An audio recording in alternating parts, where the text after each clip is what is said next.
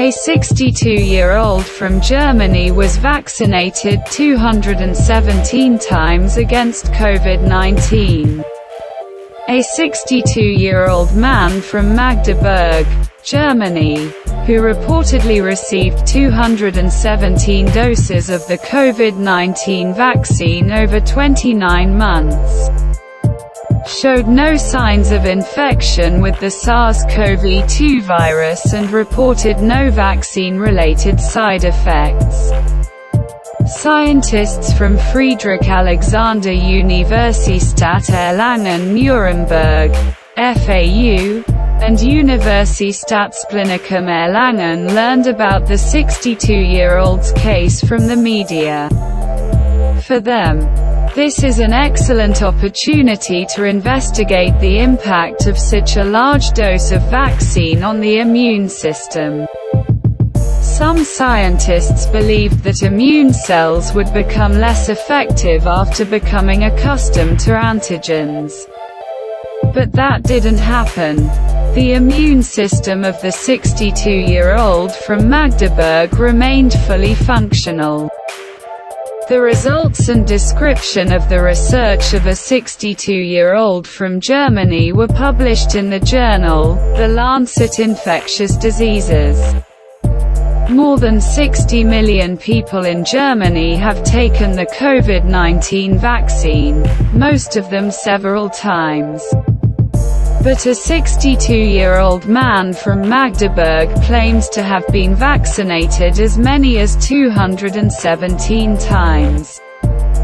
The senior explained that he did it, on purpose and for private reasons. Why? He didn't reveal that. There is official confirmation of 134 of these vaccinations.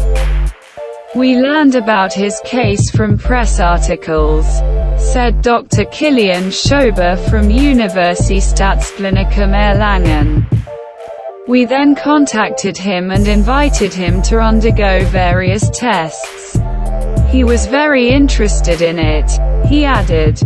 Schober and his colleagues wanted to know what effects such a large dose of vaccination could cause and whether it changes the immune response. Typically, vaccines contain parts of the pathogen or a cheat sheet, with a structural blueprint that the vaccinated person's cells can use to produce these disease-causing components themselves. Thanks to these antigens, the immune system learns to recognize the real pathogens in the event of a subsequent infection. It can then react faster and stronger. But what happens if the body's immune system is exposed to a particular antigen extremely frequently? This may be the case with a chronic infection such as HIV or hepatitis B that has regular relapses. There are indications that certain types of immune cells, called T cells, become fatigued, which leads to them releasing fewer pro-inflammatory messengers, Schober explained. This and other effects caused by cells becoming accustomed to antigens may weaken the immune system, which will no longer be able to effectively fight the pathogen. The 62-year-old from Magdeburg has undergone various blood tests in recent years. He shared his medical records with FAU scientists. In some cases, blood samples were frozen so that scientists could examine them themselves. We could also collect blood samples ourselves when the man, at his own request, received another vaccination during the examination. We were able to use these samples to determine exactly how the immune system responds to vaccination, Schober said. As the analyses showed, a 62-year-old man has a large number of T effector cells that produce antibodies against SARS-CoV-2. They act as soldiers of the body fighting the virus. There are much more of these cells in the 62-year-old than in people from the control group who received 3 doses of the vaccine. The researchers did not observe any fatigue in these cells. They were as effective as those in the control group. Scientists also examined lymphocytes, which are immune memory cells. In our test case, the number of memory cells was as high as in the control group. Overall, we did not find any indication of a weaker immune response. On the contrary, explains Katharina Cocker, co-author of the study.